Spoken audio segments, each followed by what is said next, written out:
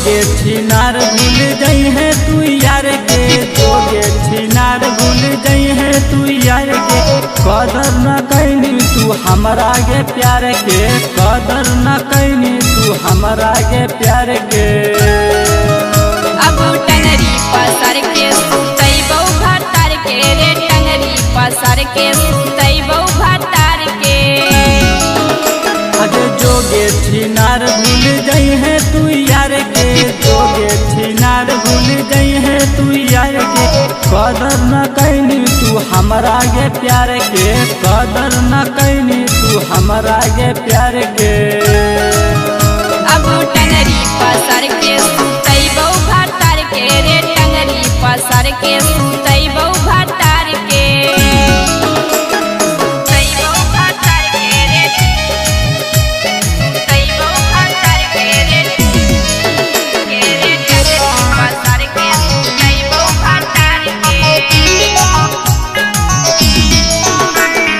टंगरी पसर के सुतई बहु भतार के। आगे हम नहीं जानलियो कि हाकिर तू रंडी, मजा लेके छोड़ा काहे कहाँ ही घमंडी। आगे हम नहीं जानलियो कि हाकिर तू रंडी। मजा लेके छोड़ा काहे कहाँ ही घमंडी। आगे फेंकबौ हम तोरा के दिल से निकाल के, फेंकबौ के तोरा हम दिल से निकाल के।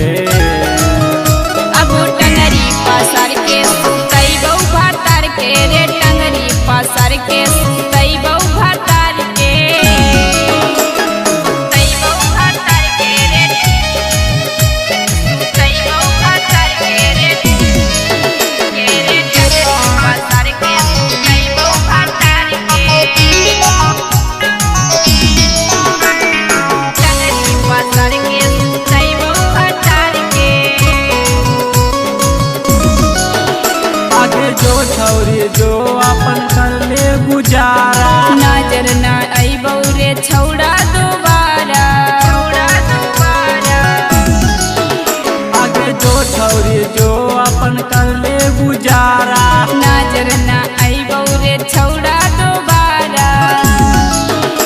आगे याद बढ़ी अतौ सूरज भाई यार के, याद बढ़ी अतौ दीपक भाई यार के।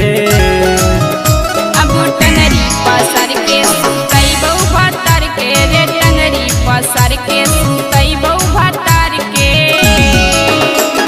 Vaishali Recording Studio, Giria.